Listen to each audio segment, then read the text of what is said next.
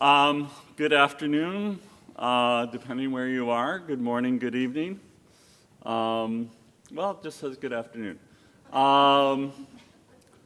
This breakout session will be addressing neuroendocrine tumors and nuclear medicine. We're going to do something a little different, but we're going to talk about where does nuclear medicine and molecular imaging fit in the management of NETs and parapheo. But we're going to do this a little differently as more of a case review and how we would use different modalities, and we'll talk about that in a little bit.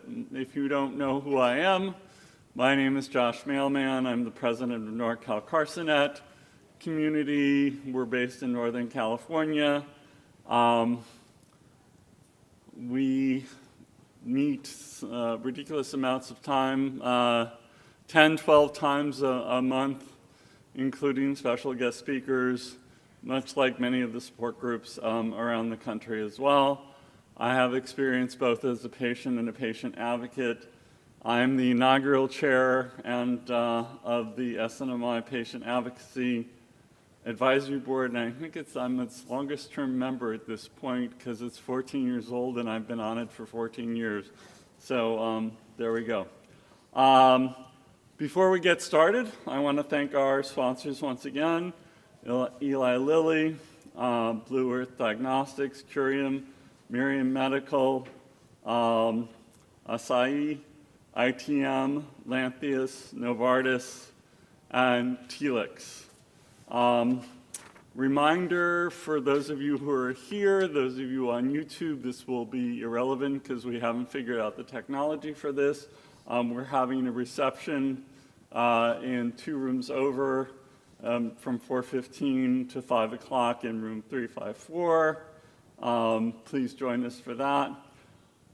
These sessions are being live streamed, so if you do ask a question, you will kind of be self-identifying, so it's really up to you. If you want to ask things anonymously, please come to me and tell me what the question is, and I'm more than happy to do it.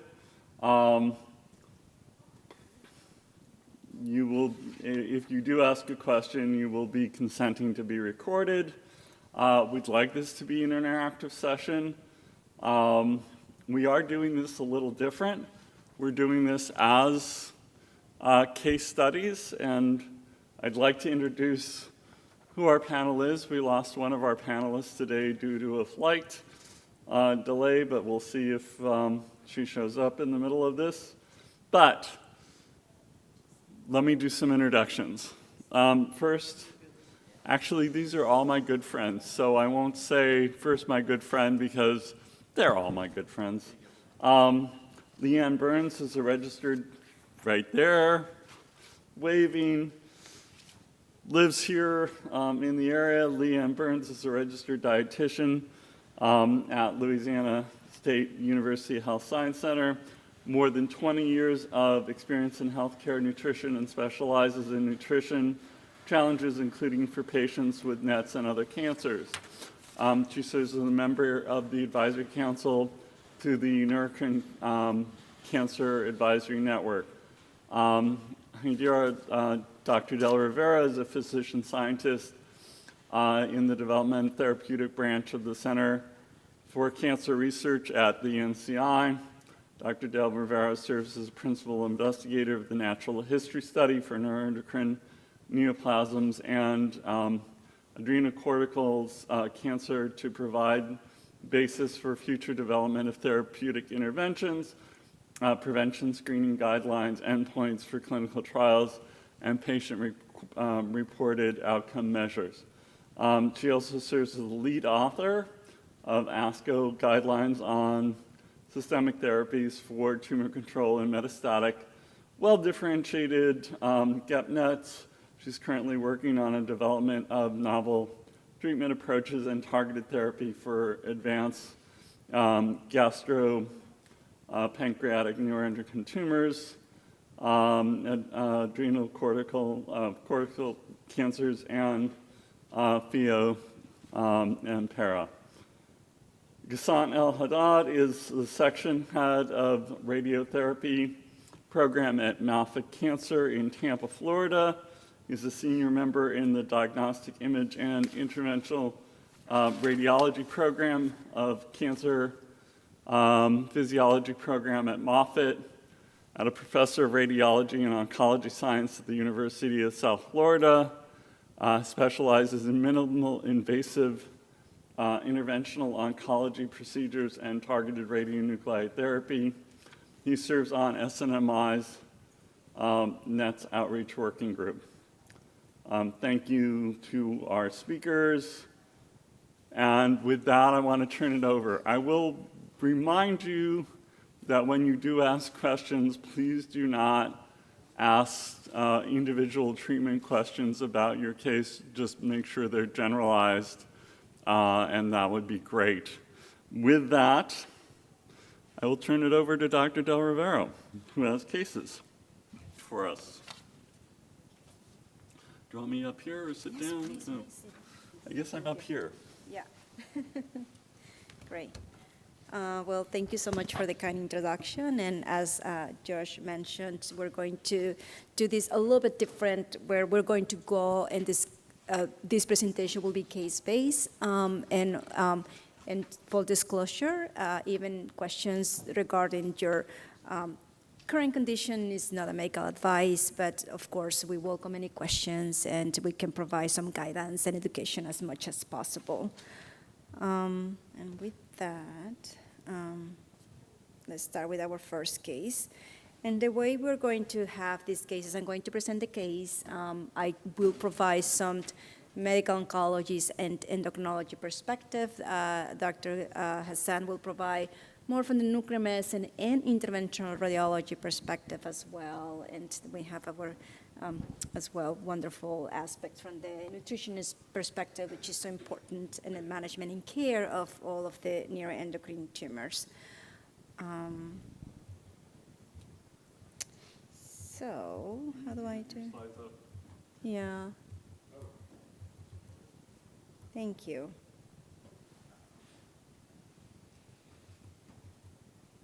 I saw them. I must have hit a button and screwed up something. Thank you. Here.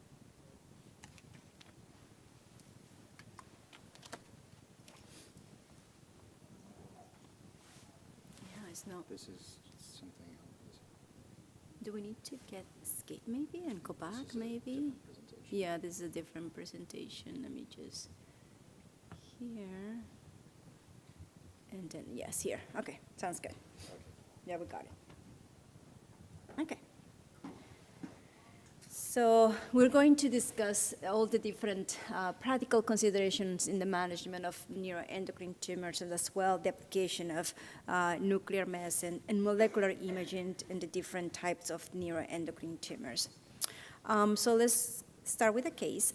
So this is a 46-year-old male who presented to the emergency room with complaints of epigastric pain, abdominal pain.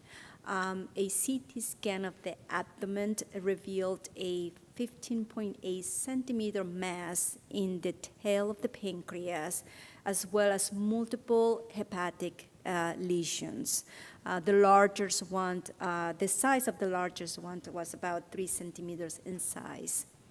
A CT scan guided biopsy of the hepatic lesion was done, which revealed a well-differentiated grade 2 neuroendocrine tumor with a Ki-67 of approximately 15%. So we're going to go over some of the images, and I was, in this situation, I was just wondering if Dr. Hassan could maybe describe a little bit of what will look in the scans as well from the patient perspective. For that, let me just start the video so that way we can look into details of that.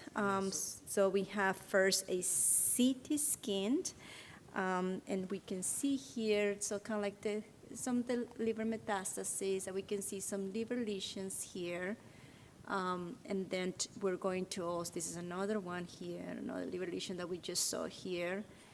And then we have also a lesion in the pancreas as well that we miss. But we're going to have another chance to look at this another imaging modality. So let's go back here. Oh, sorry.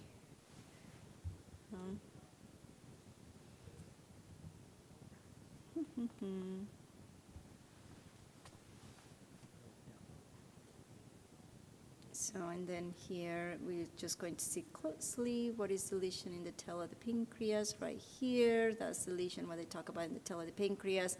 This is another way to look at the scans. You can see very clearly some of the lesions as well on the scans. And then Dr. Hassan, could you please describe as well for our patients where we look in the different imaging modalities, CT scans versus MRI, why sometimes MRI may be more relevant in a patient with neuroendocrine tumors, and what are we looking for?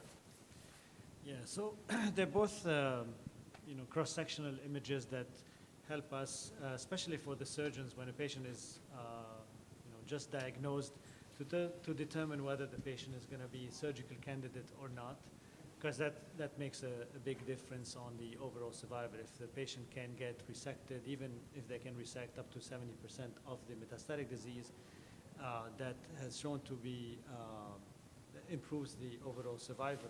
So most importantly with the imaging that we do for neuroendocrine tumor is the use of contrast-enhancing images and multiphasic imaging. So you look at multiple phases, whether it's a CT or MRI. MRI, obviously, it can show things in a lot more details.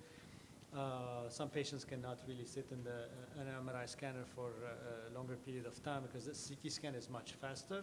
And it gives, for the most part, most of the information that we need in terms of looking for metastases, where the metastases are, because that helps in the management and deciding what type of therapy we want to do. The MRI can show us sometimes more lesions than the CT scan does, but for initial staging, more or less, they are going to be giving us relatively same type of information. Mm-hmm. Okay.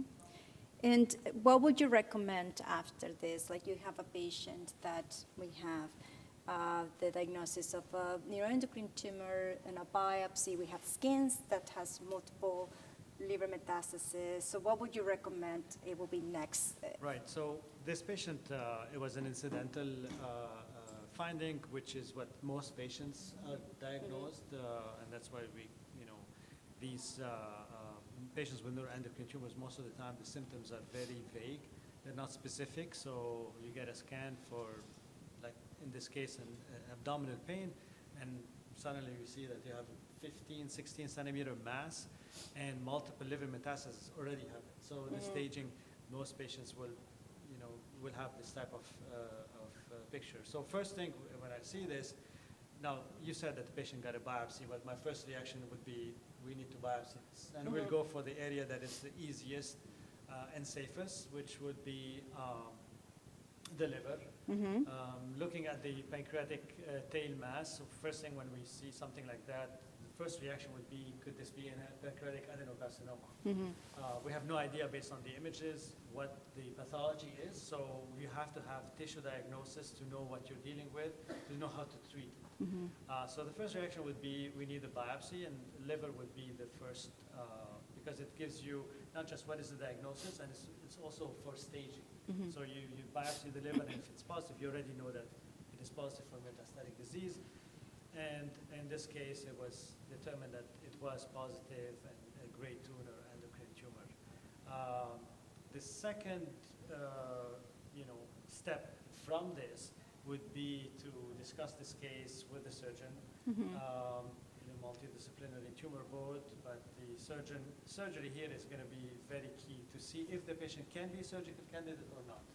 So sending patient for surgery, for surgical evaluation is going to be key to determine whether we can remove the primary. Obviously, it's causing pain, so that's already an indication to see how we can do to fix this. The location is favorable. It's in the tail of the pancreas, so the way this could be resected a little bit easier than if it's in the head or body of the pancreas, especially with this size. And you have to take into consideration that to be able to remove this large tumor, what also will have to happen, probably the spleen will be removed with it, and whether they can, if there is a limited amount of disease in the liver, sometimes they may also try to limit the, or resect some of the lesions in the liver or ablate them while they're doing, while they're in there. So the first is going to be the evaluation by surgery to see if the patient can be surgically candidated. Yeah, that's true. So I'm going to be an interactive patient real quick.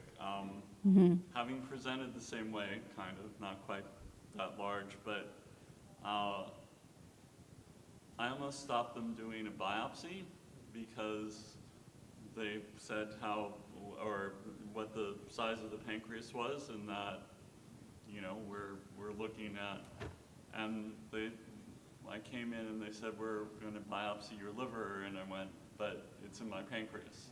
And no one actually went and explained why it was easier to go after a liver lesion than a pancreatic lesion. So either Dr. Del Rivera or why you go after a liver, and also why you don't explain why you go after a liver. Right. So, you know, funny, I also do the liver biopsies in addition to my, you know, free time in nuclear medicine.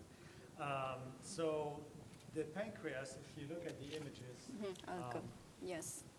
the pancreatic tail mass is surrounded by so many structures. So you'll have the spleen on one side, the bowel in front of it, the stomach. So we could reach it if you stop the images right here. Okay. How do you stop it? And you might use the pointer on, Oh, okay. on your Yes, here, thing, here. because we can't see the pointer in the Yeah. YouTube. Yeah. So if you want to use your mouse just to Oh, the point mouse, where it yeah. is. Yes, here. Yeah. If So, not, that's so okay. this is the mass. You have the kidney here. You have the spleen next to it. You have, Yeah, good. you see, oh, We need to use a I'm looking at the, Yeah. That's okay. The Either arrow way. is not shown, yeah. one second, maybe this? No, Oh, laser that's- pointer. Oh, great. There You see it? go. All right. Beautiful. So that's the mass. And then you have a large bowel here. You have the spleen, you have the kidney, aorta, portal vein, you know, splenic vein, IVC, the kidney, liver. This is a cross-sectional transaxial image. So in order to reach this, you need to have, and if we want to do it percutaneously through the skin, you have to have a safe window. I've done it, but it's much higher risk to go through the spleen. You have increased risk of bleeding. You don't go through the bowel because you have risk of spillage of bowel contents and sepsis. You don't go through the kidney. So we're really limited. But it's not impossible to do a biopsy of the pancreatic mass. I'm going to try to go back. Oops. And I scroll through this. And then how do we stop it?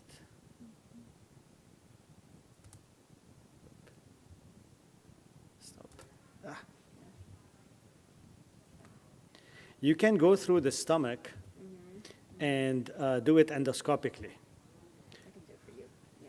If you can Yeah. display it. Yeah.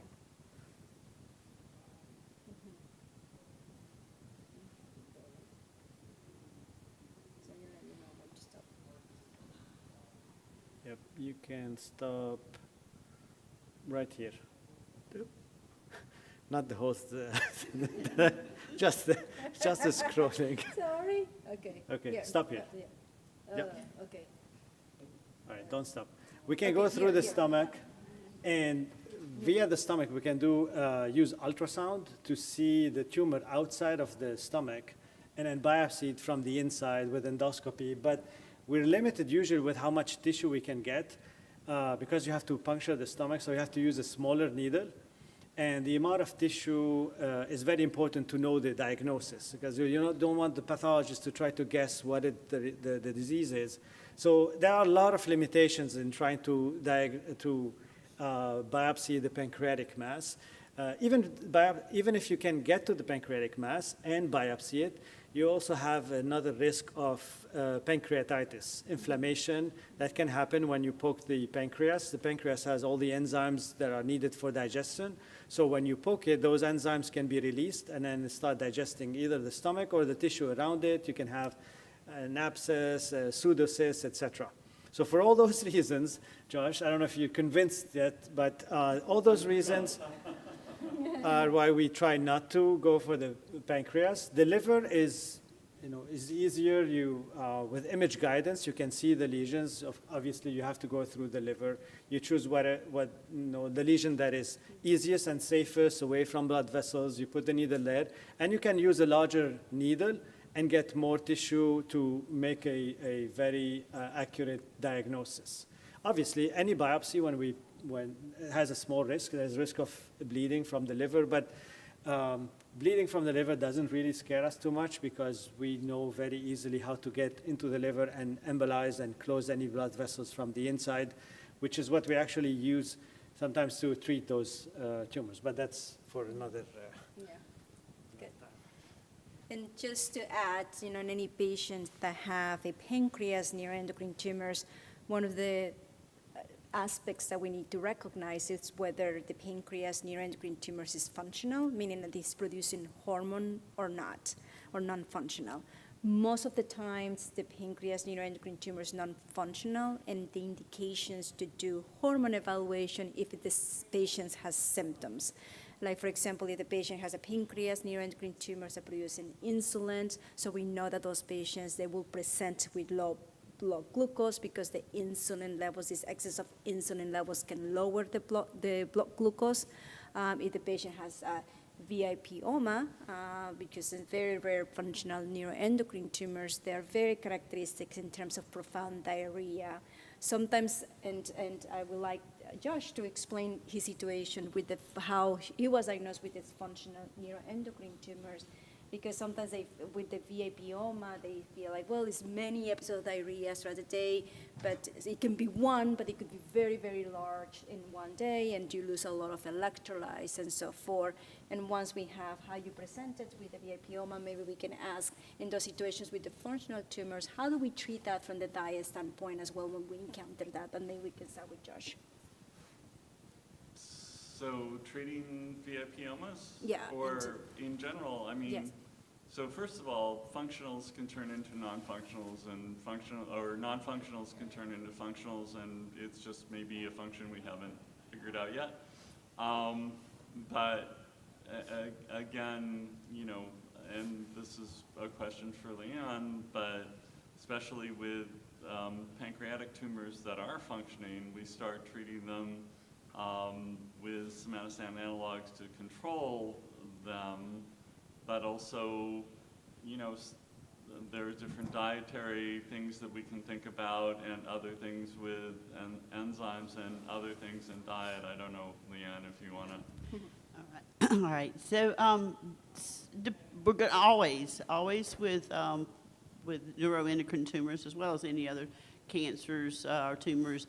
We usually try to treat this or work with the symptoms that are occurring at the time. With pancreatic, sometimes we talk about, sometimes in functional, you'll see glucose levels change. They're a little bit different, but the different enzymes can cause different symptoms, and so that's what we're going to do. We're going to start with the symptoms that are current. Many times, just starting this, we had an abdominal pain. This patient probably hasn't been eating well for quite some time. So the baseline for what we would start doing is trying to come up with a diet that's easy to absorb, something that they're going to be able to tolerate with the pain. Sometimes we see nausea in pancreatic tumors as well.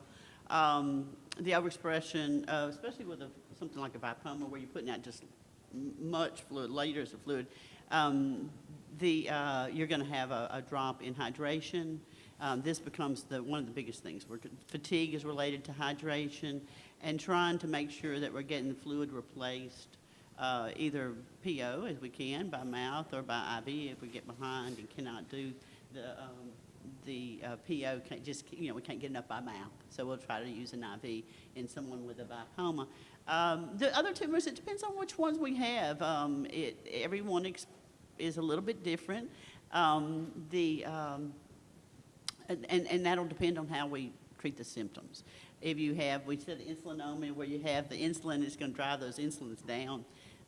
It's going to make you go a hypoglycemia. You're going to go really low, and your blood sugars are going to be very low. Interesting, I had one insulinoma that came to see us in New Orleans, and they had been just having to get up. Sometimes they have to run glucose all the time with these afterwards. And sometimes we just try to give them fruit juice through the nights. We're really trying to do that. But they came to New Orleans where we eat way too many carbohydrates and all these great things. And so that night before, they went to one of our restaurants here, and he came in to see me, and he was so excited because he hadn't had to do anything about his blood sugars for like 10 hours. He was so excited. So our diet said, come to New Orleans, we may be able to help you with clearly that. the answer is move to New Orleans. But some of these, it really is serious. We have to watch these things. And then if it's something that's going to, the glaucoma, depends on, it can make your blood sugars go up. Yeah, we have depending on the tumors that you're going to have in there. Now, once we get to surgery, that's most people when they're having these surgeries, we'll talk about some of the other ones too, but it's really common to have people lose about 10% of their body weight with a surgery. So if we're looking at surgeries, we have time, we try to get people built up a little bit, try to get you to gain a little bit, make sure that you're tolerating things, so that we know that if your nutrition's better going into surgery, then your outcomes are better. So we do try to do that. We do a lot of preventative. Some people, we even do IV, prevent on the nutritional status of somebody, regardless of where the tumor sites are with this.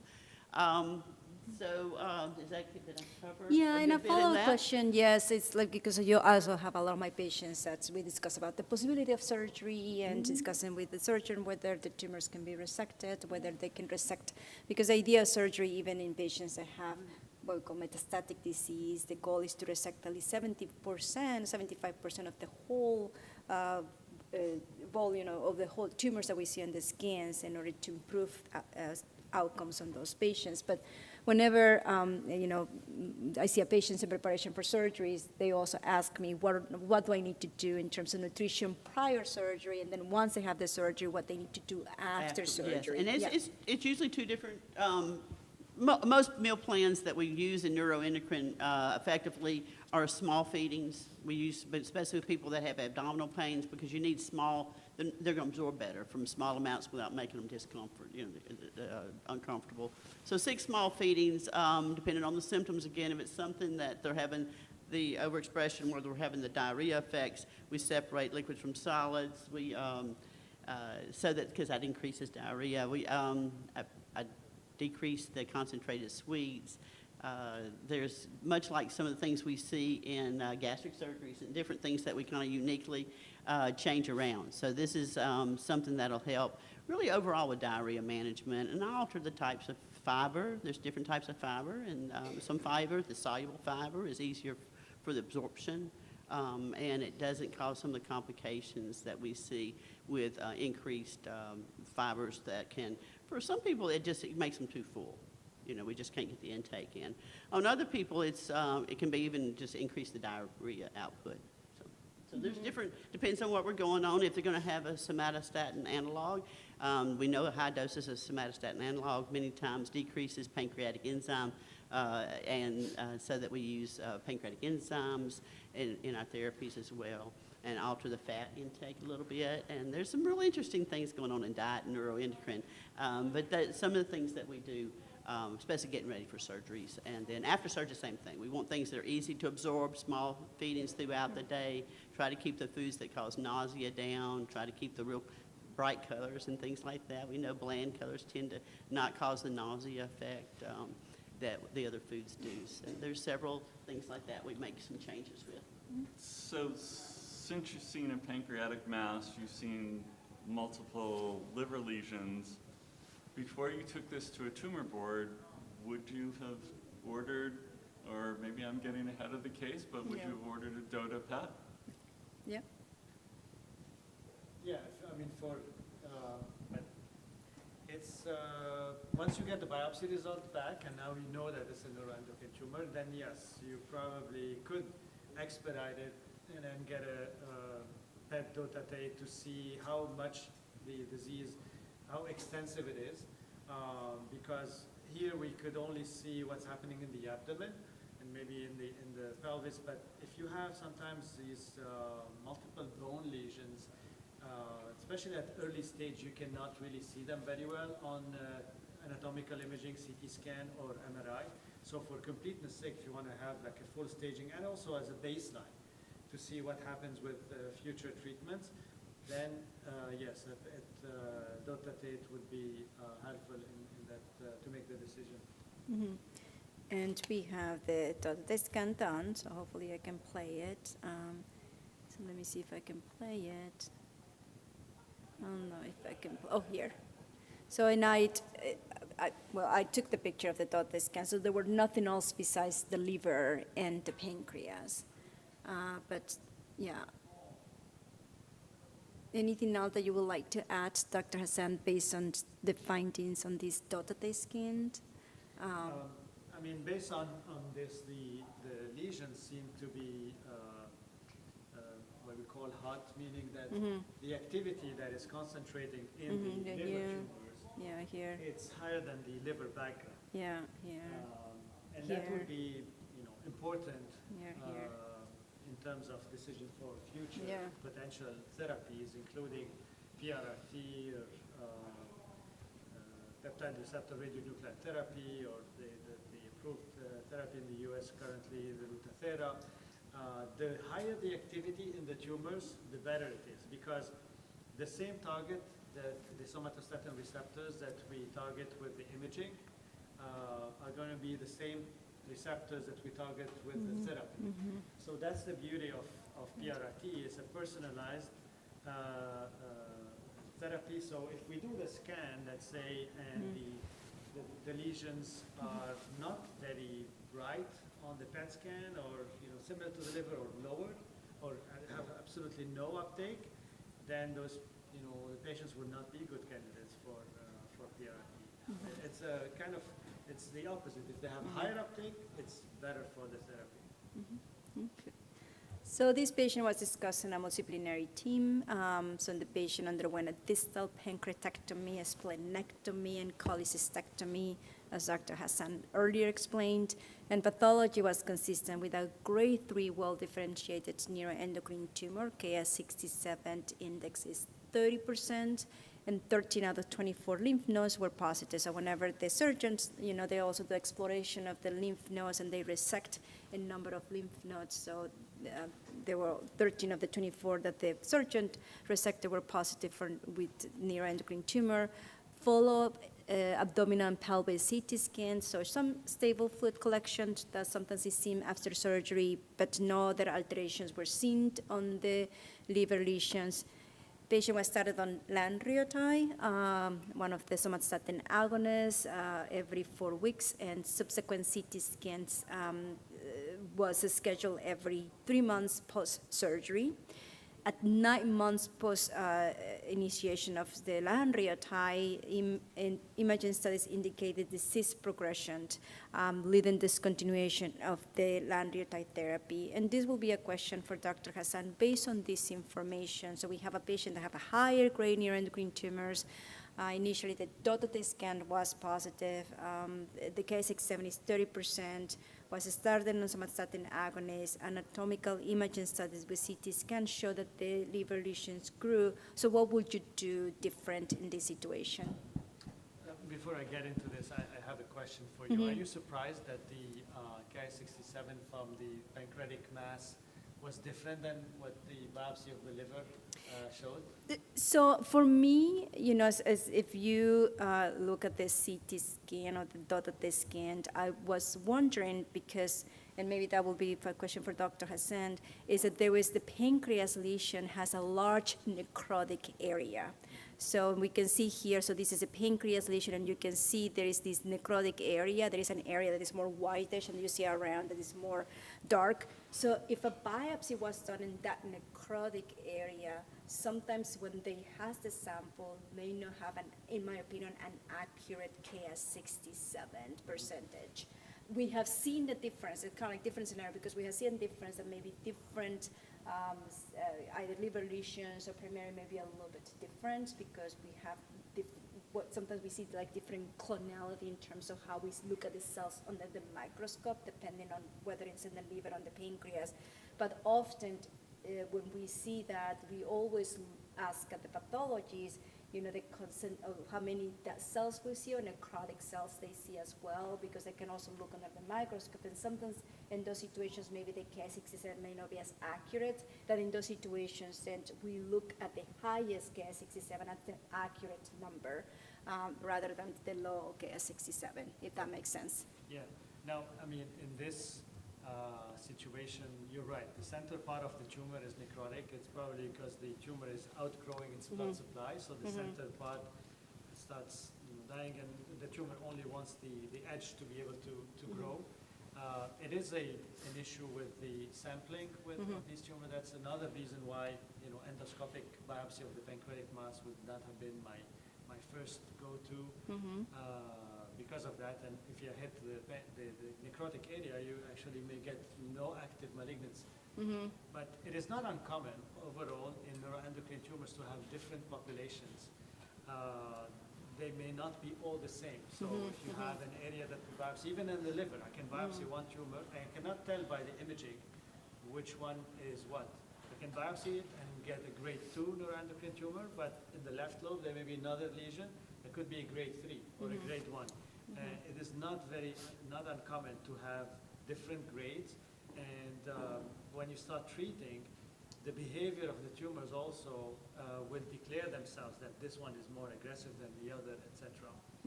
So that, it is not surprising, because when I started many years ago getting involved in this neuroendocrine tumor space, I was like, it was a little bit surprising. Well, this is grade 2, but now we biopsied another mass and it's grade 3. But now we know it's very common. Can I ask you a question about that? Sure. So one of my liver mets was grade 3, 25%. But then, and that was a biopsy. Like Josh, they biopsied my liver, not my primary met. My primary tumor. My primary tumor is on my small bowel, and that was resected last fall, and it was about, I think it was 8%, so grade 2. So when you have mixed grades like that, do you say grades 2 and 3, or do you just round up to 3? Okay. Yeah, the highest number. Wondering about that. Yeah, you go by the highest. You don't want to be conservative. There's no reason to be conservative in this situation. If you have a grade 3, you have to, think about how we can control the grade 3, because the grade 1 is more indolent, and the growth and the spread and the proliferation is less than the grade 2, and the grade 3 is more. So you go by the highest. Right. And anything else that you will do different, Dr. Hassan, based on this higher grade neuroendocrine tumors? Would you do anything different in this situation? And the Now fact that the patient had the surgery and started on somatostatin analogs, not really. I mean, so we already started them on somatostatin analogs, and that's what everybody would do.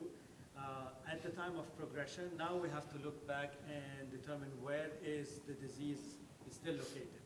Let's say we do another PET scan, everything else is outside of the liver, and the liver has and that's the only side of disease. Then we may do a liver-directed therapy. If it's like one lesion that's growing, we may just target that with microwave ablation or radiofrequency ablation with a special needle. We put it inside that tumor that is growing and burn it, and some normal tissue around it, similar to how surgeon would resect that. If it's surgically removable, but that's a little bit more invasive than doing ablation. If it's multiple lesions in the liver that are growing, we can do liver-directed therapy by injecting small plastic microspheres to decrease the blood flow to the tumor and control them. These are not curative therapies. These are not curative therapies, but at that point we're just trying to control the disease and control the growth.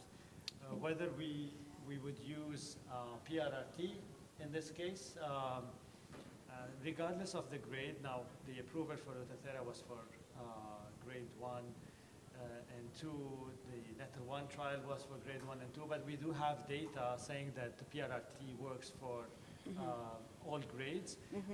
There's some data where Ki-67 is above 55%. The response is not as good as when it is less than 55%. We have the NETTER 2 trial that showed in patients, not in this case, but as a first line, that yes, it can also work in patients who have a higher grade, as long as the images show us that the tumors have high uptake. If that's, if we see that on the images, regardless of the grade, we can still treat with PRR. And I'm gonna speak just a second about PRRT Yes, and nutrition. yes, yeah. So PRRT is associated with some nutritional issues. Sometimes we see nausea primarily with PRRT, and we'll see a good bit of weight loss. Sometimes when you aggravate the liver, you increase the it really aggravates it when you're doing these. And so it'll increase the amount of calories that you need a day. So we have to make an increase up to about, sometimes if they're losing weight, they need an increase of about 500 calories a day. They're already nauseated, so we usually have to use things that are easier to tolerate during these times. Sometimes we use some of the medical nutritional therapies, don't use a lot of Ensure because it has so much sugar, it tends to cause a lot of diarrhea. But there's some of them in those groups that are tolerated better. Some companies put out some that are a little bit easier to tolerate, and we do that. And then I have different shakes that I kind of give patients to. But we do usually use liquids during that time that are easier to absorb at times if the nausea is not too bad. But they usually medicines for a lot of the nausea can really help these days. So that's one of the things. But nausea and increased weight loss in PRRT is common. It's rougher on the system, and it just uses more protein and more calories. In a lot of the times, once you have a liver damage or an injury, where in other areas of diseases or problems, we see that the metabolism goes down at night. So they have a resting period. Even the proteins don't use as much during the night period. But with liver, that's not true. It can increase, and can actually increase its uses during the night. So we try not to let you go more than 3 to 5 hours without eating at any period of time. And we try to get a nighttime snack real close to your bedtime and have you eat just as soon as you get up in the morning. We usually put protein with all of these. A lean protein, easy to tolerate. Fish is very easy to tolerate for most parts. So a lot of times we use some easier things to tolerate, like fish, tunas, and chickens. Beef is hard to tolerate, takes a lot of acid, so sometimes we see that beef's not tolerated quite as well. But I do want to make note of that, because we do see that a little bit different in PRRT. A lot of times we talk about the diarrhea and things, but that treatment really can cause some more, I think, treatable, but we sometimes have to use nausea medicine as well. Right. Well, we haven't given this patient PRT yet, and we'll see what Yeah. happens. I will add one thing. I often tell patients not to, in those first 2 weeks, to eat foods they like a lot, even if they're the right, fish or protein or whatever, because what I found personally the first time I did it is that I couldn't eat those foods again for Yeah, several now years that because I goes was across. so depressed about, I reassociated those foods for the first 2 weeks with how I felt, and That is definitely something that we tell people, and that's in oncology, and chemotherapy as well, is that we try not to have you eat your favorite foods, because it's going to probably ruin those foods for you. And we do need them down the line, because we need things that we know that we can get into you. So we tend to use blander foods, sometimes baked potatoes. I'm a big rice person, so I use a lot. Of course, I live in South Louisiana, and tell people that we gain all this weight from a lot of different things, fried foods, but really it's a lot of rice consumption, because it is a really good source of calorie densities, and it has some proteins, electrolytes. And so I do use some real easy to tolerate things like that during these periods. And a question for Dr. Hassan, in continuation of this case, when would you recommend doing an FDG PET scan? Sometimes with a higher grade neuroendocrine tumors, they say, well, doing an FDG PET scan sometimes can help. And with that, maybe that will be a follow-up question for Josh, because sometimes even some of our nuclear medicine physicians, and please correct me if I'm wrong, Dr. Hassan, they would like to have both FDG and FDG PET scan and 68 gallium dotatate scan, but sometimes insurance may have some difficulties approving that. So how do you manage and overcome that? And also Josh may answer that question. Yeah, I mean, in an ideal world, yes, you can have both scans and then compare them and see where the tumors are more bright on the dotatate PET scan or when they are more bright on the FDG PET scan. So FDG PET scan gives us more idea about the aggressiveness of the tumor. So the higher the grade, the tumors will be have higher uptake on FDG PET scan than the dotatate PET scan. So you can compare the two pictures and then see if there's discrepancy or discordance between the two PET scans.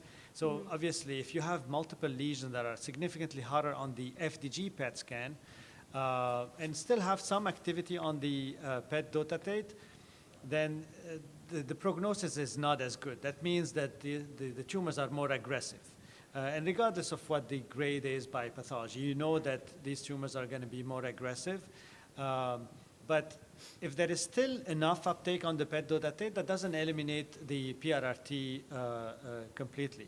If you have no uptake on the PET dotatate and a very bright tumor on FDG PET scan, those patients we do not recommend PRRT for, except in certain situations where, let's say, one lesion is hot on FDG PET scan and cold on PET dotatate, and everything else is hot on PET dotatate, we may do something to target only that lesion with either an ablation or surgical resection, get rid of the misbehaving tumor, and then treat the rest with one modality that would be suitable for the rest. And then we can see the difference there that on the top we have the FDG PET scan and on the bottom the 60 gallium. Yes, Dr. Yeah, Hassan. and so I said that was an ideal world, but you're right. Many times you cannot get approval for two PET scans. So what we do instead is that same PET dotatate, we look very carefully at each and every tumor that we can see on the PET dotatate, and compare it to a CT scan. So you look at the CT or an MRI of the liver, for example, and we look at all the lesions. This is lesion here. It's hot, hot, hot, hot, hot, not hot. Okay. So then, and that's how we determine whether the patient is eligible for the treatment or not. Even if you don't have an FDG PET scan, you have other ways of trying to determine eligibility for PRRT. It's much more time-consuming and labor-intensive. But we have to deal with what we can because many times we do not get approval for multiple PET scans. Right. Within a 3-month period. Correct. It usually takes about 3 months. One of the ways, certainly, I don't want to say that I got around it, but this is a plug for clinical trials, of looking for clinical trials. I had you can find a clinical trial in one area versus another. So found an FTG clinical trial that was going on that got me a free FTG PET, actually multiple FTG PETs. So you can look for imaging trials that can get you one of the two modalities for free. You may have to go in twice just because they're comparing some timing issues or not. But plug for looking for clinical trials to see if you can break the system. Or go to the NIH. It's true. So Another plug. yeah. So Yeah, I mean, just looking at only these images, you can tell that most of the tumors are dark on the PET dotatate, which is the scan on the bottom.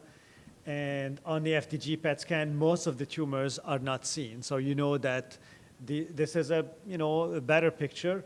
There is one tumor at least I can see, or maybe two that have some uptake on FDG PET scan, but I will have to really compare them, and they may not. I mean, on the dotatate PET scan, it's still also hot. That means I would still, consider PRRT for that, unless if it's small and there is more FDG than dotatate activity. I may consider doing something targeted just for that tumor. Right. And this case was discussed in tumor board, and based on the significant volume of disease, because we have multiple liver metastases and significant, numerous, multiple as well throughout both sides of the liver, the decision on this patient was to start on chemotherapy, oral chemotherapy with capecitabine temozolomide. However, the patient was unable to tolerate capecitabine because he developed coronary vasospasms, and temozolomide was continued for 2 more cycles, but then after that, on follow-up scans, show that the patient has increased, as we can see, liver lesions. So we can see, compare one MRI to the other MRI, so we can see more liver lesions and larger liver lesions. Subsequently, we continue with repeating at 68 gallion dotatate scans, for which still the tumors remain quietly avid. And in that situation, Dr. Hassan, as recommended, he received PRRT, and the patient so far has stable disease. Some of the liver lesions did shrink, and as of now, he has a stable disease after 4 cycles of PRRT. So, Yeah, and in addition to just the picture of or how things look like on the FDGs or the PET dotatate or CT or MRI, the behavior of the tumor is also very important. So we know that in this case there's a grade 2 and some probably grade 3. You know that it's a little bit more aggressive. So yeah, starting a patient on like you did with chemotherapy is also not a very valid point, because you want to get ahead of the disease. You want to try to control it. And it doesn't really eliminate the chance of doing PRRT later. Now, we can get into a little bit more complex things about, where you give chemotherapy before, does it increase your risk for things like MDS or AML after with PRRT, and, a young patient, 46. So you think about these things, but we just have to deal with the tools that we have and to try to control the disease for a longer period of time. That's correct. The reason why I'm putting that picture again, just because we also have a pheochromocytoma and paraganglioma representation here as well, and that's one of the topics to discuss here, is that in patients with pheochromocytomas and paragangliomas, we can have both positive FDG PET scan and positive dotatate scan, and it doesn't correlate with the aggressiveness of the disease. This is another type of neuroendocrine tumors where if we don't have accessibility to dotatate scans, we can always do an FDG PET scan in patients with pheochromocytomas and paragangliomas. But that said, both of the two are positive doesn't mean that one disease is worse. Just kind of like make that clarification, if Dr. Hassan agree. Yeah. So. So before we go to case 2, a follow-up to that was follow-up. When are we've just said they were successful or doing well after 4 treatments of Lutathera or LU-177 dotatate. Are you following them in 3 months with conventional imaging, or is it a requirement to do DOTA? Is it 3 months? Is it 4 months? Is it 6 months?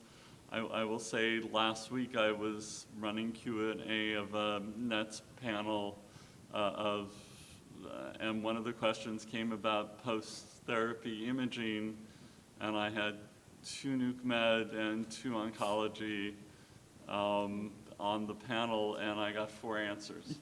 So I'm looking for the fifth, and maybe getting a sixth. I'm just curious how you think through that. Yeah, no, it's a great question because we don't just give the therapy, and we have to know whether it's working or not. Now, the post-therapy imaging, this is a kind of a newer way of looking at how the therapy is working, and in my personal opinion, it's actually very helpful, at least for in my practice. And post-therapy imaging, meaning we give the Lutathera or lutetium-177 dotatate, and you can use that radiation that we're using to kill the tumors, but you can use it also to take a picture. So, and sometimes... And post-therapy, you mean within 24, 48 hours? Correct, yeah, Right. 24, 48 hours. Because sometimes patients get a PET scan, and it could be a few months before you start them on therapy. Things can change. But again, we for some limitations, you can get multiple scans, let's say 2 months. You cannot get another PET scan to get a baseline, but you can treat the patient, and the next day, let's say 24, 48 hours, they come back, they just sit, under the camera. The radiation, there's no added radiation, it's already inside. And then we can see where the lesions are, if the radioactivity is concentrating in those spots. And then let's say the second cycle, you treat again, and then you can compare.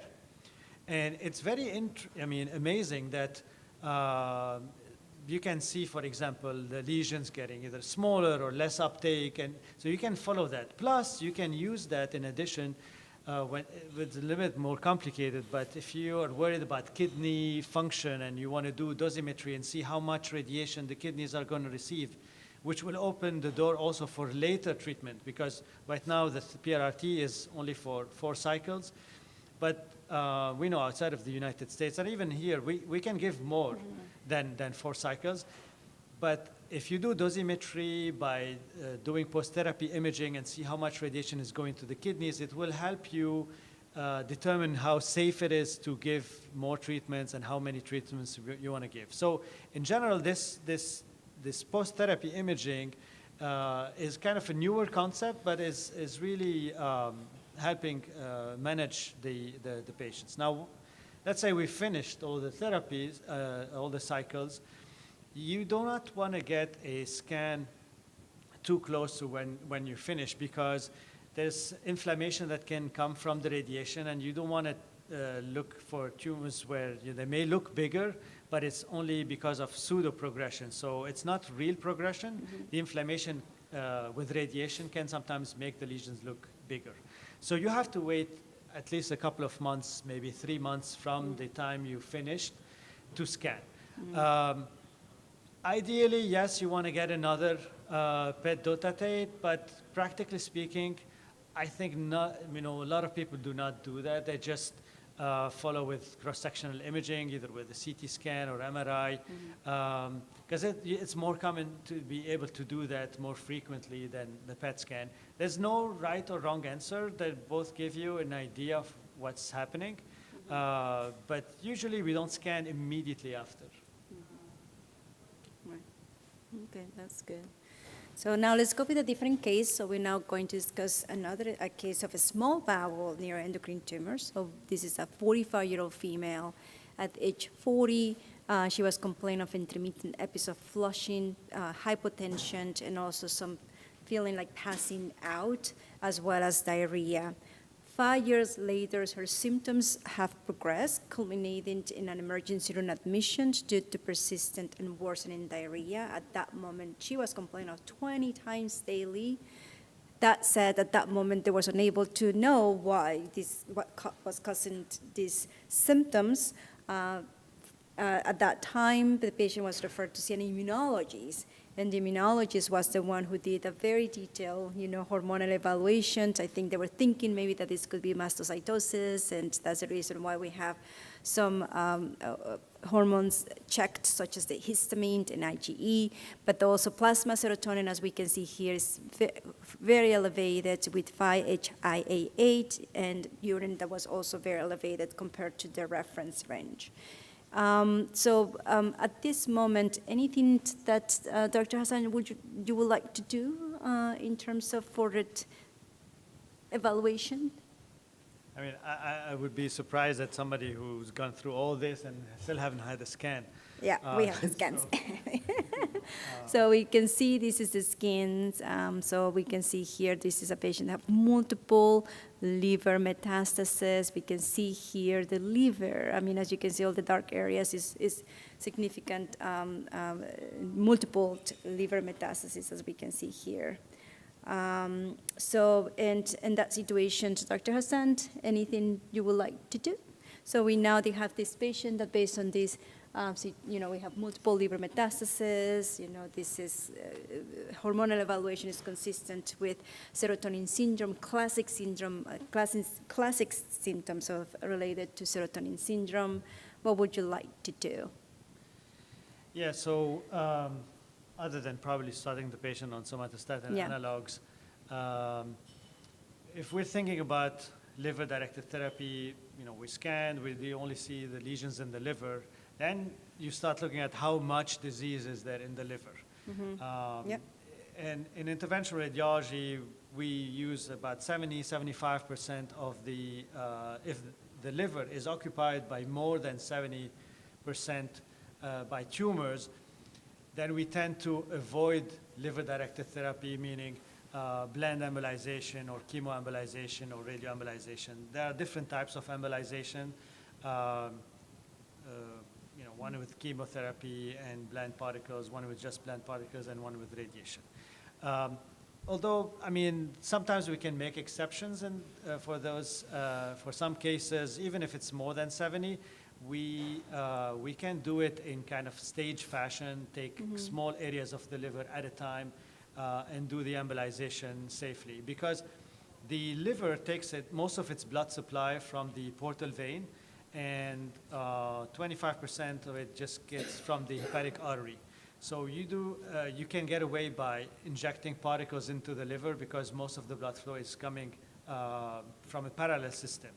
But at the same time, any embolization that we do, it will have some repercussions on the normal liver. And that's the reason why we don't treat if you have extensive disease in the liver, because you won't want to go into liver failure. We're trying to help the patients. We don't want to make things worse. So that's what we would look at. And, in terms of the patient's syndrome, liver-directed therapy can help, 80% in tumor, in controlling the symptoms and hormonal secretions. And we see patients who have like extensive diarrhea that can respond pretty well after embolization, regardless of the type. And, it's, whether which type of embolization we decide on, that's a different, long subject. But most commonly, people would just use either blend embolization or chemoembolization, because based on the RETNet trial that compared the two, there is really no major difference between the two embolizations. Yeah. And so this is a dotted scan. So I'm sorry, as we can see, so this is, we can see the And multiple. I would get a dotted lead. Yeah, so we can see here, the multiple liver metastases that are also very avid on the 68 gallium dotted scan.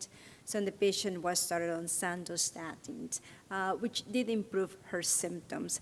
And that will be a question for Leah, because sometimes when the patients start on sandostatin, sometimes it can worsen the diarrhea. Well, what happens is you get a different type. Diarrhea has so many different types. It's not just one type of diarrhea. So you have, when this patient first showed up and we were showing syndrome, we had what would be more of a secretory diarrhea, diarrhea that no matter what we feed on, we always, sometimes an explanation.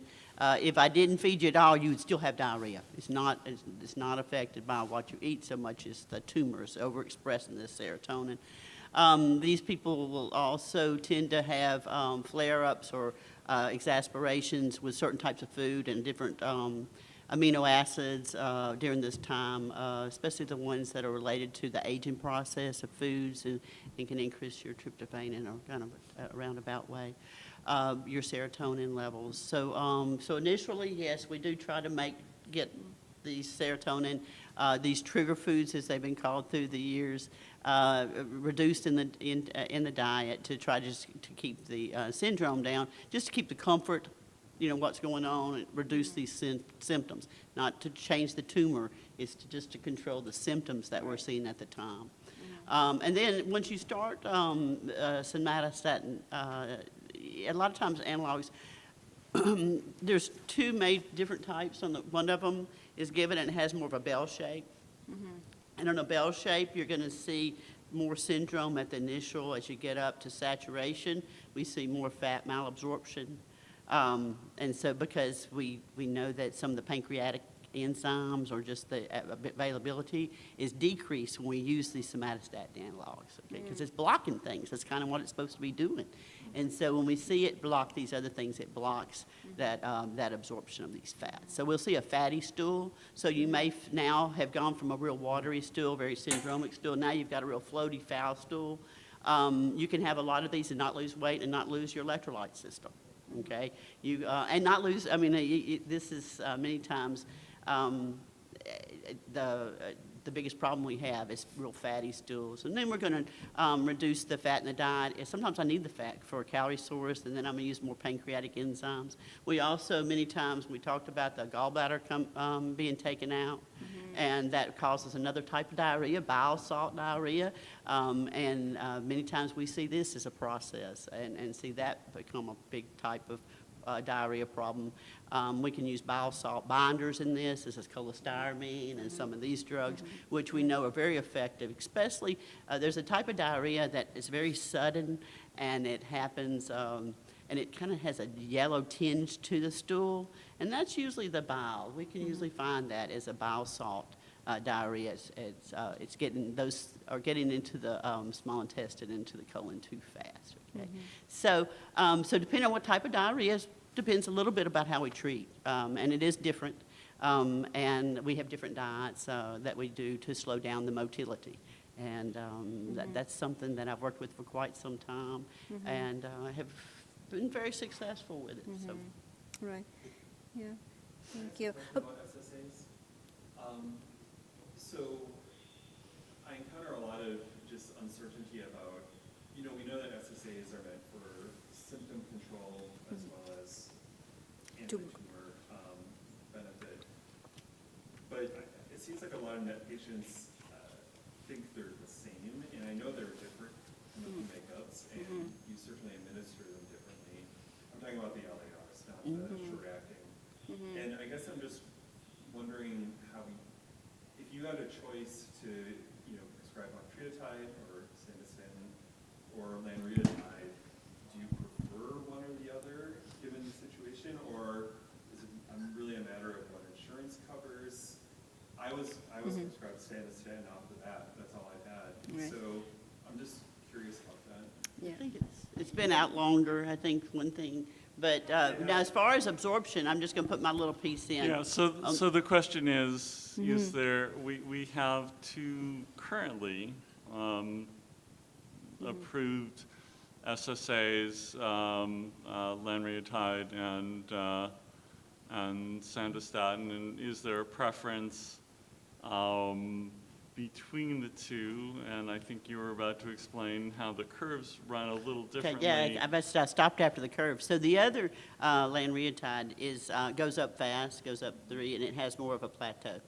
And it holds that plateau throughout the time, so you don't see the changes in the type of diarrhea change like we used to back in the day. I think of some of that as far as a nutritionist and trying to decide, what I'm treating at the time.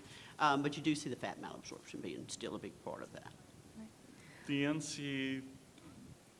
NCCN guidelines, when they both came out, or when the second one came out, there was an editorial written by Matt Kulke which said same, just, difference in method no difference in method of action, difference in method of delivery, and difference in getting up to a steady state, but at the end of the day, the guidelines, and I don't remember how we did the ASCO guidelines, but the NCCN guidelines said they're interchangeable. Right. And I can comment on that, but it's true in terms of the different SSAs. We have the sandostatin, we have the lanreotide. We feel in terms of efficacy is the same. There is no head-to-head comparison to determine which one is better. So because of that, we always think that the efficacy is the same.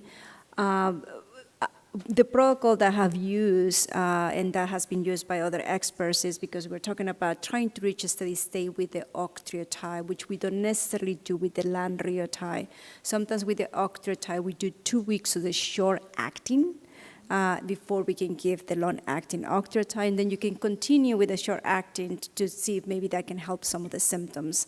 That said, me personally, I don't know what your experience, when a patient is on long-acting sandostatin, I may use a short-acting, for example, for flushing. Some patients may have a lot of flushings, and that can help having some of the short-acting for flushing more than for the diarrhea. If the diarrhea still is an issue, sometimes what we do is that we try to do, instead of 4 weeks, 3 weeks, because we have seen that after the 3rd week, maybe the efficacy may not be the same, and sometimes we say, okay, let's try 3 weeks versus 4 weeks. And that may be a question for Josh, because I know that one of the things that you've been doing is accessibility to drugs and kind of like understand, because sometimes having insurance approved every 3 weeks may be a little bit harder. But maybe Josh can comment a little bit about that and how that plays a role, because I know that some of our patients may have an issues getting that approved, and how do we do it? Somewhere between 4 weeks and 3 weeks you can get away with. Yeah. If it gets any sooner than 3 weeks, it gets more challenging, and you do more peer-to-peer work to get that approved. There's, plus or minus 3 days or 4 days. In general, insurance companies will allow you to deviate from a target date. And I've seen people very successful with that. Going, whether it's, certainly there was the study on Fortnite, which was lanreotide every 2 weeks, that showed some improvement, and you can use that as a basis for an appeal to say, look, uncontrolled, here's why, whether it's a physician or you writing your own appeal, why I need to go on that. These are not inexpensive shots. And so every 2 weeks takes some work, but it can be done. 3 weeks and 2 days takes less work. Thank you, that's helpful. Right. Yeah, even for Medicare patients as well? Yeah, Medicare is 3 weeks and 2 days it works. Okay. Works just fine. Okay, sounds good. Okay. So, well, we saw this patient has avid disease. Dr. Hassan, as he recommended, this patient underwent 2 radioembolization procedures. Then after that, she underwent a resection of the primary tumor, and there is always a question, like in patients that have multiple liver metastases, what is the benefit of resecting the primary tumor? I think surgeons sometimes debate on that, but a lot of the surgeons may resect the primary tumor because ADA is that sometimes by resecting the primary tumor, sometimes you prevent, for the tumor to go to other places, and also you can prevent also complications like obstruction or bleeding. So sometimes there is an indication as well to resect the primary tumor. In this situation, our patient did, the primary tumor was resected, but also they were able to resect 2 dominant liver metastases. They also resected lymph nodes, and 3 of the 12 lymph nodes were positive. And pathology was consistent with a grade 1 well-differentiated neuroendocrine tumors with a Ki-67 less than 1%. My apologies, no greater, less than 1%.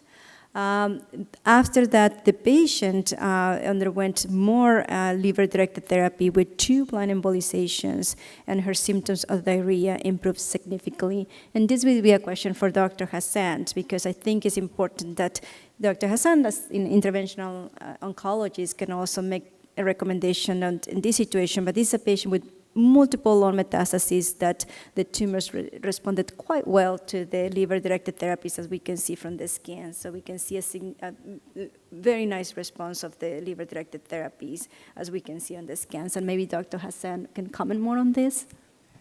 Yeah, so that's what I said in the beginning. These, embolization in general, regardless of the type, the response in controlling the symptoms, the diarrhea, the flushing, etc., it's very efficient, maybe 50 to 80% response rate. So they're very efficient. You just need to know how to use them. Now, if you have much less tumor burden, I think that would be easy. A lot of interventional radiologists are, capable of doing it. Once you start getting into more extensive disease, I would prefer to have people who have a lot more experience in doing this, because obviously here they did a good job. They did radioembo and they did blend embo afterwards, and still, the liver did not have any liver dysfunction, and most of the tumors have responded. We know that we cannot cure the disease in the liver, but as long as we have decrease in the blood flow going into the tumor, that's for us, that's a good response. And if the tumors decrease in size, that's even better. Very rarely, some small tumors can disappear completely. Most commonly, either they get same size but no blood flow going into them, or they can decrease slightly in size. So the size, sometimes a lot of patients will look at the measurements that the radiologist will make, and if there is no significant change, they get a little bit upset. But what we look for is more than the size itself, but more the blood flow and the enhancement of the tumors. We call this modified RECIST, not just changes in the size, but the decrease in the blood flow. Mm-hmm. And one question I have, especially this patient received 2 radioembolizations, 2 planned embolizations, and there's always a question, like, with the patient received radioembolizations, what is the risk of developing more liver toxicity if PRRT is considered? Correct. Mm-hmm. So when radioembolization was being used for neuroendocrine tumors, we were using that for a good number of years.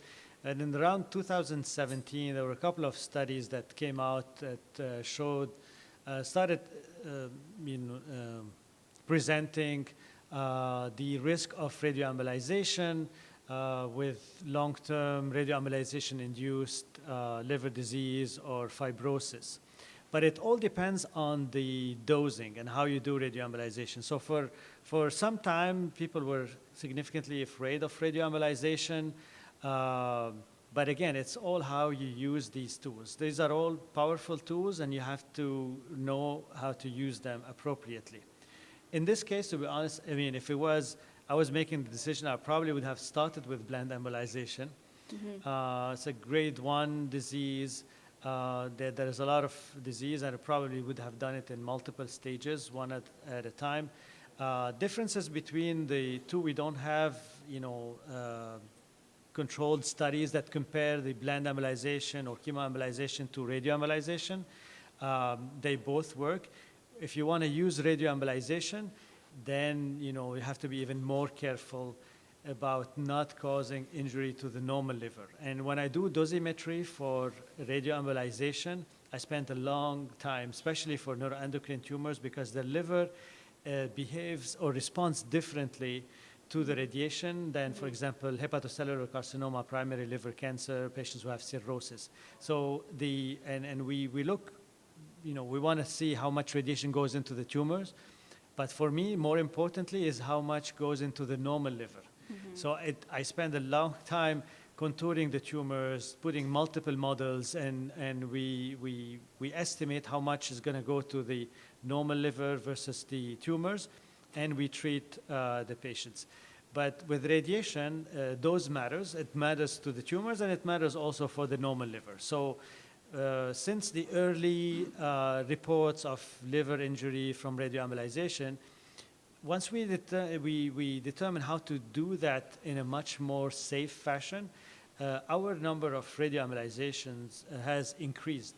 And we don't have the number of liver dysfunction or fibrosis that we saw in, many years ago because of almost like carpet bombing the liver, because we thought that, this is how we control it.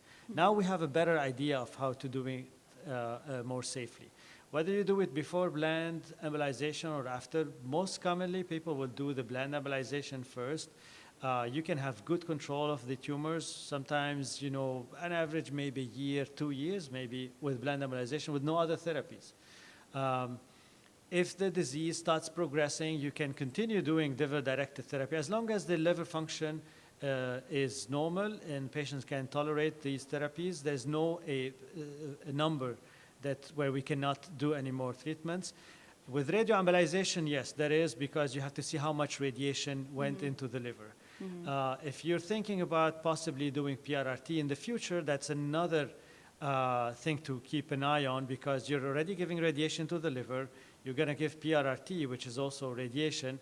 And, there's some concern if you give a high dose about causing now radiation-induced toxicity. And that's why we usually, in our practice, we start with the little bit more tolerated procedures in the liver, like bland embolization or chemoembolization.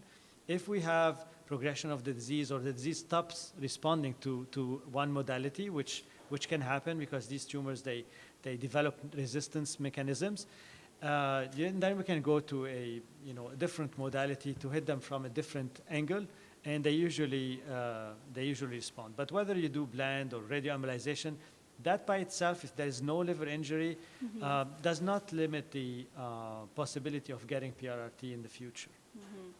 That's good. That's So great. if you had this patient today, comes into your clinic and probably pretty clearly has very strong somatostatin receptors, would you just go right to PRRT given the number of liver mets, or would you look at doing embolizations? This one is on the edge. It's if there's a lot of tumors here, so it is not wrong if you have a significant uptake on the PET dotatate to go with PRRT. For me, the way I look at this disease in general and the patients is that this is more of a marathon. So I want to try to decide on what therapies I can use that does not eliminate future therapies down the line. And if I can use something locally now and control the tumors in the liver for, let's say, 2 years.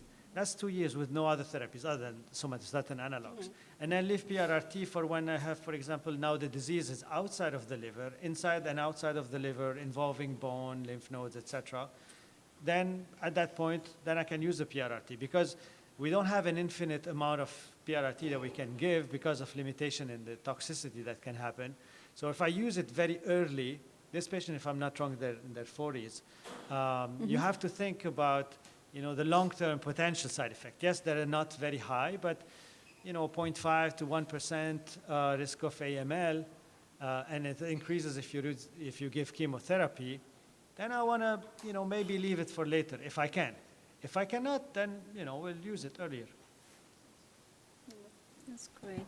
So we're just going to discuss our last case. So this is, I'm sorry, Josh, you want to say something? I'm just going to add to that in something I try to tell patients. There's no absolutes, right? I mean, one of the interesting things, and maybe it's true for all cancers, but really in NETs, I found there is no absolutes. So things present, you could see FTG on something that's a 67 of 10. That behaves differently. You treat the patient, not the imaging or the tests. You treat what goes on, and there's, as you said, you got to look at a whole bunch of things, and coming up with an absolute algorithm is more complicated than one seems. And sometimes If it's like 50-50, I just discuss with the patient and you know, they decide. For example, blend embolization, this is how we do it. You have to have a lot more pain, maybe nausea and vomiting, stay in the hospital overnight and go home. Y90, do it as an outpatient, but you have to come twice to the hospital. So there are a lot of small things that we just discuss because I have to tell what the therapy is, and then we decide. Right. That's great. So let's discuss our last case. This is a 33-year-old female who presented to our institution with a medical history of hypertension for 7 years with recent worsening control. Her blood pressure ranged from the 170-140 systolics while taking the lisinopril twice daily. So the patient was also experiencing increasing symptoms of anxiety, sweating, intermittent episodes of shortness of breath, chest discomfort, constipation, weight loss of approximately 20 pounds over the last year. Scans showed that an abdominal ultrasound was done that revealed a 6-centimeter mass in the abdominal region, and a CT scan guided biopsy was performed. However, prior hormonal evaluation was not conducted in this situation, but pathological analysis was consistent with pheochromocytoma paraganglioma. When this patient came to our institution, hormonal evaluation was performed. We have a chromogranin 8 that was elevated, and you may ask, because some patients with neuroendocrine tumors, chromogranin 8 is not a very accurate test, but for pheochromocytomas and paragangliomas, we do follow chromogranin 8. It may have maybe more validity than for patients with neuroendocrine tumors. We also see that the plasma norepinephrine and norepinephrine were very elevated. As we can see, all the hormonal evaluation for the pheochromocytomas, as we can see, were elevated in plasma as well as in urine. And further imaging studies with an FDG PET scan as well as a 68 gallium dotate scan was performed, and as we can see, quite avid disease. This patient has now bone metastasis at diagnosis, and we also have a abdominal mass as well that was evident on the 68 gallium dotate scans. So maybe a question for Dr. Hassan, based on this information on the images that you see, what would you recommend as the next option? So we have a patient with a metastatic pheochromocytoma paraganglioma, so what would you recommend here? So based on the images, so the patient in terms of radiopharmaceutical therapy that we can consider, this patient could be considered for either PRRT or MIBG therapy. As you mentioned, you know, the lesions, and I've seen that very commonly, you can have the same lesions are hot on both, and kind of almost equally. You see all the lesions on both scans, and that's when you have to determine, you know, what type of therapy you want to give. There's no real comparison, direct comparison between MIBG and PRRT in terms of response in these situations. Unfortunately, we do not have a 131 MIBG therapy on the market anymore. So, I mean, that's almost now an irrelevant question. But if I feel that they may benefit more, I will send them to NIH so that they can go on a clinical trial and get the therapy there. We can, in theory, treat them also with PRRT. I mean, I have my own personal preference. I think if they can get MIBG, it'll probably be better, but it's just a personal and we can comment on that, and that's a very important point, Dr. Hassan, and I will explain to you why, because we're learning that as well. Very important, every patient that is diagnosed with pheochromocytomas and paraganglioma needs to undergo genetic counseling and testing, because up to 45% of patients with pheos and paras may have a germline pathogenic variant, and that's important to know because now we're learning, and research is telling us as well, that depending on what mutation the patient may have, they may benefit from one therapy versus the other. And we'll discuss a little bit about that, but this patient, as you remember, this patient has an abdominal mass, very high elevation of hormones, underwent surgery to resect the mass that was seen, the retroperitoneal mass, which also helped with the decrease in the hormone levels and also was easy to manage her blood pressure. Patient underwent genetic counseling and evaluation, and she was found to have SDHP mutations. This patient did receive 3 doses of 68 gallium 177 lutetium dotatate. She has biochemical improvements that were radiographic improvements at 24 months. And then we can see here that the patient had an FDG PET scan as well as 68 gallium dotatate scans. These 68 gallium dotatate scan, and I'm sorry I didn't show, this was a prior scan, as I said, for the tumor, was received 68 gallium 177 lutetium dotatate. And then we see that despite having a response, now we see a significant burden of disease on the 68 gallium dotatate scans.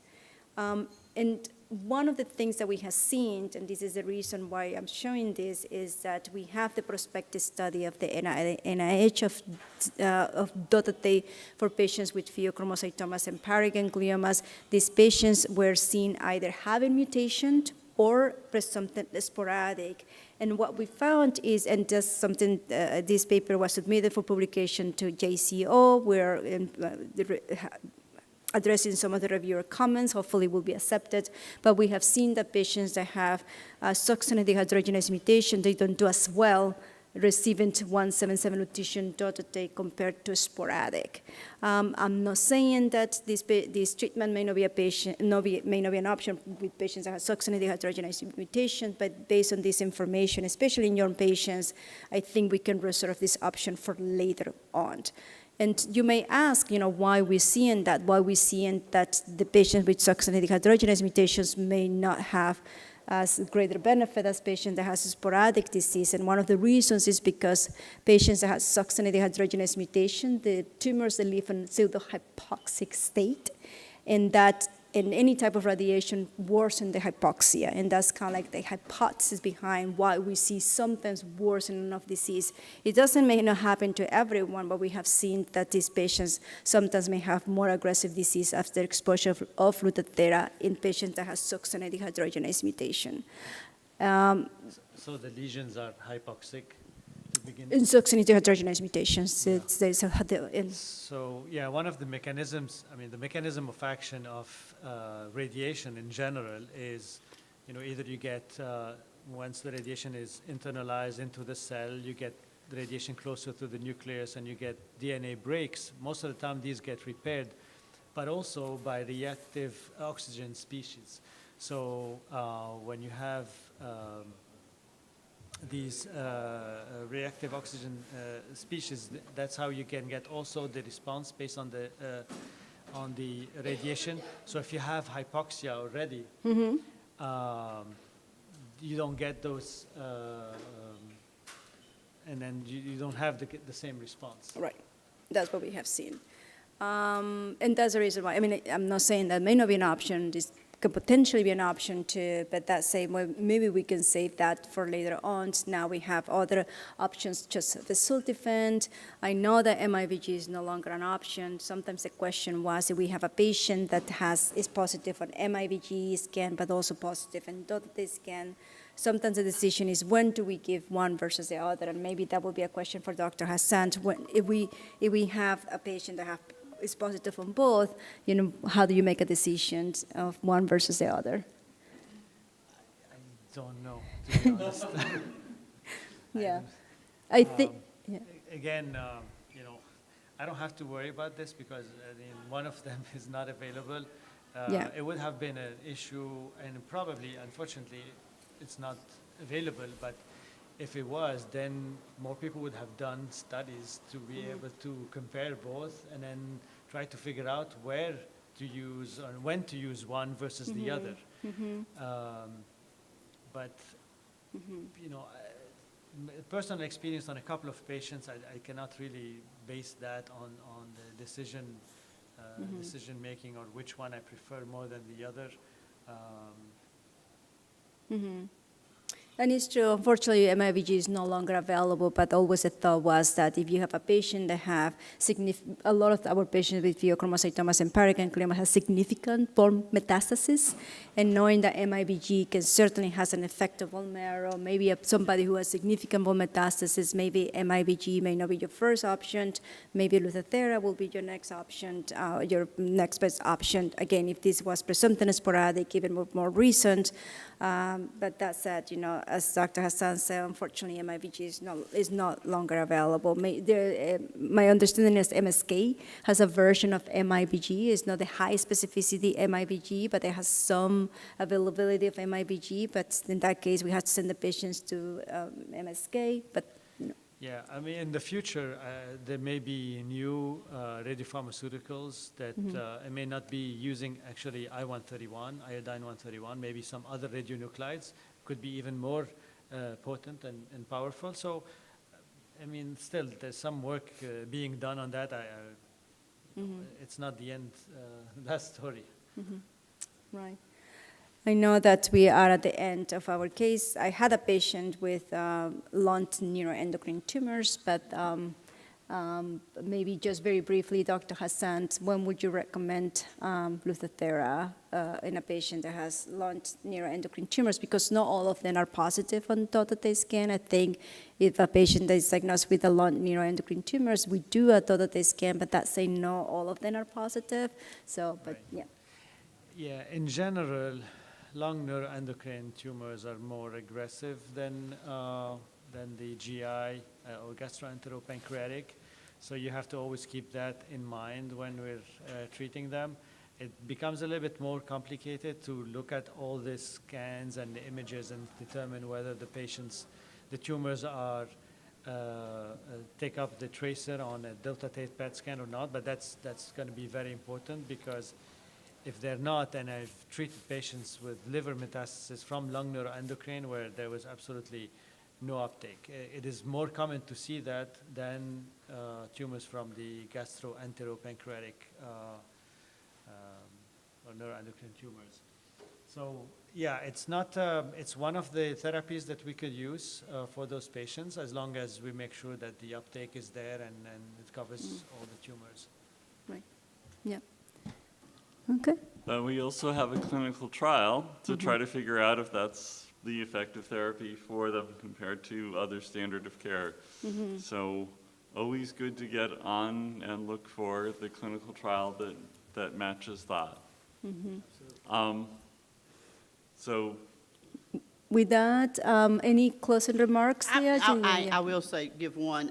We do know that radiotherapies have some nutritional issues. And so one of the companies, I wanted to just do this as a resource, for a patient resource. The company ITM has put out, Farm has put out a product. It's called, and this can be found at www.mynetjourney.com.